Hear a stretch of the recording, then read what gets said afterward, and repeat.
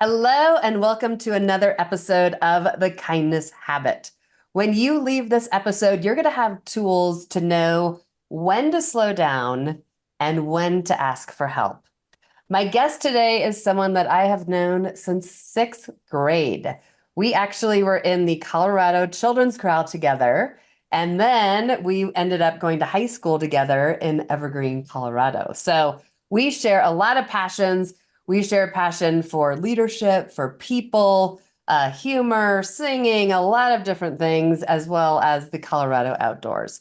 So, Kevin Jonell, welcome to the show. It's so Thank fun you. to see you. Oh, it's great to be here. It's good to see you as well. I love it.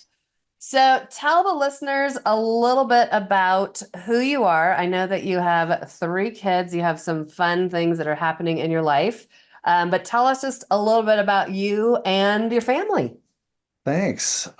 Yeah, so as you mentioned, three kids, two boys and a girl. They're out of the house, so I'm an empty nester.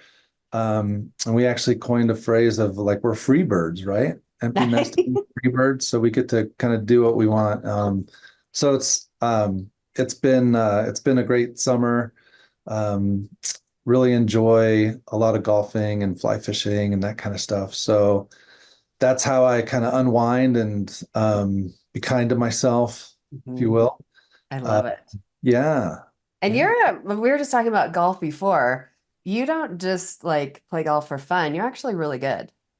Well, I think you're really good. to Tell the some people, listeners, yeah, tell the listeners like kind of, your handicap and kind of like why you love golf. yeah. So right now I'm a five handicap, Mhm. um, and I do play on the men's league at South Suburban Golf Course, and it's just fun. It's a great group of guys. Yep. And we usually play one or two tournaments, and it's a month, and it's just a nice opportunity to connect with people and to have fun. And I mean, golf to me is just even though it's competitive, Mhm. it's like it's relaxing. You're out in nature. It's always beautiful. Like it's beautiful outside, beautiful grass. Like it's a great place to connect and just enjoy a game, right? Oh my Fun. gosh, I love that. And Yeah. also, I love that you are so mindful of really making time to do things that make you happy. Mm. And which, of course, is part of being kind to ourselves to really make that time. So, Yeah. you and I were talking about something that you've really been focused on as far as being more mindful. So, as a leadership coach, you've been doing this for decades, helping people. How do you do this for yourself so you're showing up better as a father, as a husband, as a leadership coach? Because what you were telling me about your mindful approach really lays a foundation to be kind to ourselves. So, can you let the listeners know what you do and also why it impacts us so much? Yeah. Yeah, I think there's two things that kind of come to mind. The first one is really, I've always thought about the idea of meditation and mindfulness, but I haven't really been good at executing that. And I think for the last 6 months, I've really honed in on that, if you will. Mhm. And I have a little app that I use that either has like I mean, there's so many different ways that you can do meditation or mindfulness. And I like sometimes just to have like peaceful music, like a river background, and just try Mhm. to clear my mind, Yep. or like you know, a meditation that's led, or even an inspirational message to kind of start the day, right? Mhm. Because when that happens, like I get in a space where I am more positive about, okay, what do I want to not just do for the day, but how do I want to be for Mm-hmm. others in that day, right? And even how do I want to be for myself in that day? So I think as much as possible on a daily basis, like I try to set my mind right from the beginning, because it's so easy to wake up and turn on the news and see like all this negativity, and then it's like, okay, now I'm going to go work, and oh my gosh, I've got to do this, I've got to do that, and this mindset of I have to, which can be challenging. And, that comes to play. The second piece that I think about too is my other activity, which is fly fishing. And, the thing for me, and it's the same with golf, but in fly fishing in particular, when I'm on the river and I'm waving the stick back and forth, Mhm. like I don't think about anything else other than like, okay, where's the fish? Mhm. What do I need to change out? And my mind is empty. Ooh. Um, and that brings a lot of joy, Mhm. calmness, and there's just that unbridled joy of like anticipation of that fish, you know, getting hooked on the fly. Um, but it's so nice just because it's one of those activities where I don't think, I just do. Mhm. Mhm. That's Uh, from Top Gun right there, by the way. yeah, Don't think, just do. I I knew mean, that came from somewhere. Top Gun Maverick.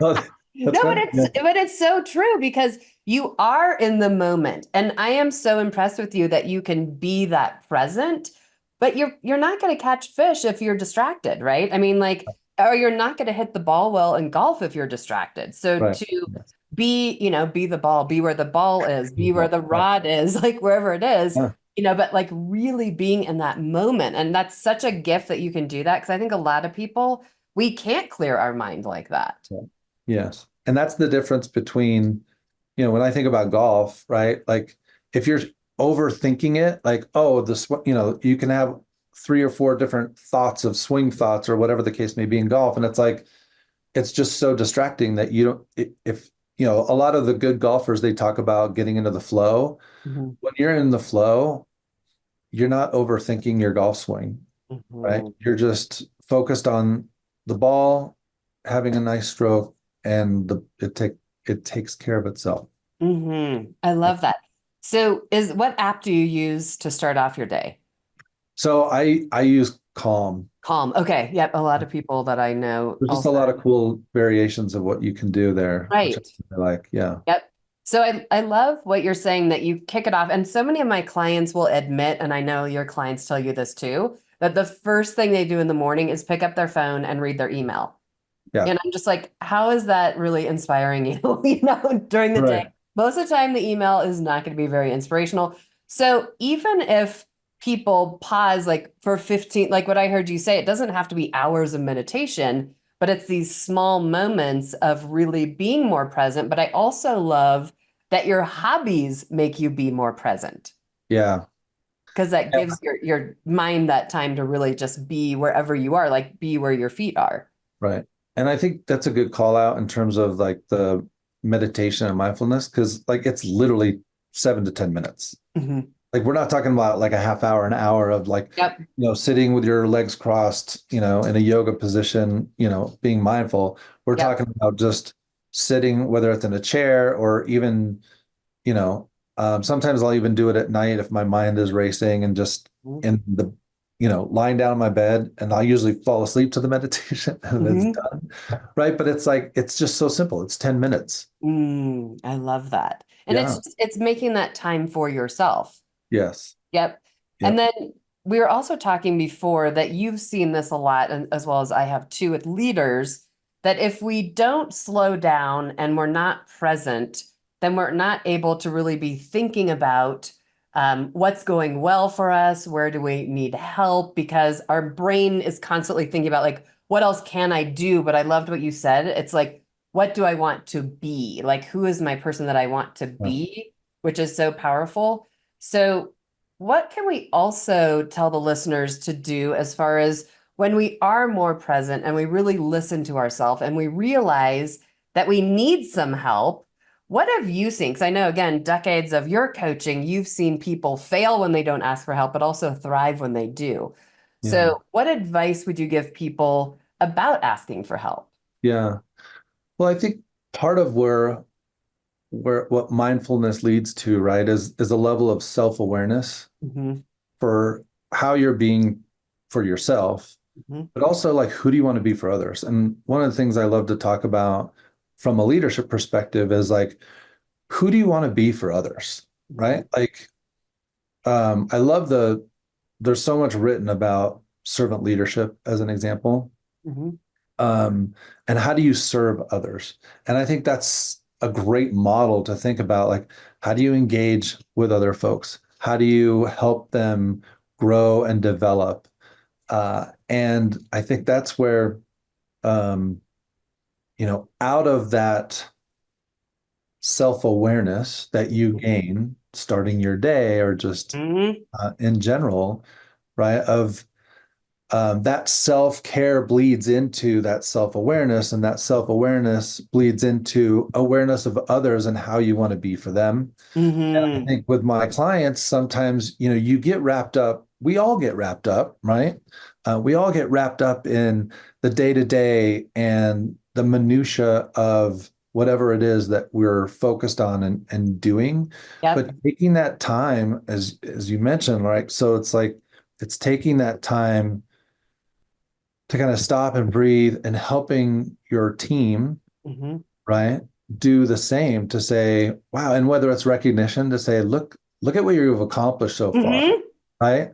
Like you're on the right path, you're doing the right work. Yes. And I'm going to go back to Jordan Spieth, professional golfer Jordan Spieth, right? So for years when he was winning and doing great in 2015 and winning all these tournaments, like people were like, what do you like? What do you attribute to your success and how are you doing? And he always talked about process. He's like, I'm just really focused on, the process and the work that I'm doing, right? And in the meantime, he's celebrating top five finishes because he's almost there, right? Or he just won a tournament and he's like, I'm just following the process. But Mhm. it's also like celebrating that process. Like Mhm. Mhm. process is working. So you might not have achieved your goal yet, but look at where you've come from, right? Yes. And celebrating that, right? Yes. Oh my gosh, yes. Because so many people don't. They really are just looking at like what else they need to do.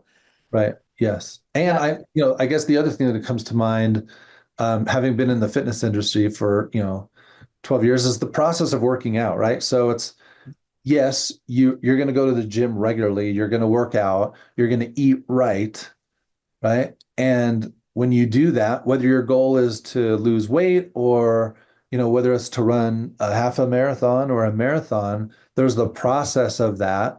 And in the beginning, like, okay, let's go marathon. Like you ran 6 miles and you were exhausted, but you ran 6 miles because it's the most you've ever run before, right? It's like that's pretty cool. But you're Yes. in this process of, working out, eating right, getting your body there. Um, and, sometimes we forget, like if the end goal is to run the marathon, Mhm. we forget to celebrate the accomplishments along the way sometimes. Exactly. Oh my Yeah. gosh, I love that analogy because these results don't happen overnight, right? And even your mindful work, you said like the last 6 months you've been really focused on being more mindful. So it is a process. So to be kind to yourself, but if we can do baby steps of maybe it's 2 minutes, like every morning I take a picture of the sunrise. And I post it on Facebook, like that's my just moment of like, this is amazing just to watch a new day come. Yeah. But it's 2 minutes. Like it doesn't have to be huge. So it's these baby steps that we can do. But what that allows me to do, like you, it's like I'm in nature, I'm watching, and it gives us that pause and really to put something else in our brain so we can be more mindful and know what we need, like to celebrate success or if we need to ask for help. But it really just lets our brain slow down. Yeah. Yeah. I love that. And, Yep. when you talk about like asking for help too, it's the recognition of like, okay, like we all have our strengths, we all have our areas of opportunity, and getting in that space of thinking about like, okay, where am I today and what do I need to accomplish and where do I need help? And Mhm. being vulnerable enough to ask for that help, right? Right. And you told a Um, fun story about your son asking for help with a cover letter. yeah, Tell the listeners what happened with that. yeah. So my son graduated from college and he's applying for these different assistant golf professional positions. Mhm. And he's always been resistant, even in high school, applying for jobs. He's like, no, no, no, I got it. I got my resume. So he texts me with a picture of his resume and he's like, hey, Dad, will you look at my resume for my last job? And so being the HR career guy for many years and helping people with resumes and all that, I've always shared with him like, hey, if you ever need help with that, let me know. Yep. And he finally reaches out after he graduates from college. And it was just really exciting because So I helped him kind of organize a few things. And, to me, his resume was, call it 90% there, and Mhm. helped him with a few language tweaks. And then he's like, "Do you think I need a cover letter?" And they said it was optional. I'm like, "Let's do that. Let's do that." And he had already had it written. So he was asking, but I'm like, "Let's take a look." And again, 85% there on the cover letter. And we just did some wordsmithing Yep. on the foundation. And the excitement that Mhm. he had, he's like, "Oh my gosh, I'm so excited about this cover letter. This is awesome. I love it." And the I think the joy of one, the outcome of, hey, I asked for help, we worked on it Yes. together, Yes. and feeling that level of confidence. Like, I mean, if they don't interview me based on my resume and the cover letter, like, they're crazy, because it's who I am. It's Yep. sharing who I am for them. And it was neat to see the joy that he had at the end, and how proud he was of the product. And and I just helped tweak it, right? Like, it Right. wasn't it's I coached him through the process versus like, Mm. "Oh, you need to say this, this, and this." And it's like, Right. how does this sound? Like, you can choose. Do you want to use this word or this word? Right. That type of thing. And Yep. it was fun. It was I really neat. love Yeah, it. it was great. Yes. And I think so many people, you and I were talking about this, they don't want to ask for help, but we want to help them. I guarantee that you have had coaches in your life that has made you a better golfer, correct? Absolutely. And fly fishing. Like who taught you how to fly fish? Well, my dad initially, Yep. and then I've just met a lot of good friends who have shared techniques, and I've watched them fish, and I Yep. just learned from so many other people and other friends. Yeah, Exactly. And that's the way we get better in our personal life and in our professional life. So I know that's what you do for individuals as well as companies. They ask you for help and you coach them. So to wrap this up, kind of tell the listeners what you do and then also how people can get in touch with you as far as how to hire you as a leadership yeah. partner. Well, having been in human resources for several decades, really supporting organizations that are high growth, Yep. operationally focused, I work with leaders who um, have challenges with, whether it's high growth companies that leadership is not, or the leadership development is not keeping up with the growth of the company, or there's just challenges that they have with developing a high performance team, right? Mhm. It might be really good, but how do you get them to a high performing team? Yep. And how do you develop the talent, whether it's through succession planning, whether it's specific training that's needed, or specific coaching that's needed? Yep. So many people who get promoted from director to VP, as an example, or manager to director, they struggle initially, right? Because you're managing and leading in a different level in the Right. organization. And I've helped so many leaders in that transition. And that's really fun work. So it's not about like, oh, things are completely broken, and it's not a fixer type thing, but it's Yep. like, how do you maximize your results? And a lot of leaders struggle to get results through people. And I help them figure that out. Love it because it is all about people. It is, All about exactly. people. Yes, absolutely. And Kevin, how can people get in touch with you? Well, they can get in touch with me in two different ways. They can email me at kevin@cobaltcoaching.com, and that's Cobalt with a K, Okay. just to clarify. And then you can obviously reach me through my profile at LinkedIn, or Yep. through my website, which is cobaltcoaching.com. Okay. Fabulous. Yeah. So, to leave our listeners with one piece of advice on how to be kinder to ourselves, what would you say? You know, I would say, um, take the time to, whether you call it you know, whether you call it meditation, take some time to slow down, do an activity that you enjoy. I mean, you can meditate while you're walking in nature, right? Mm, But find what brings you joy mm, and make time for that, mm. right?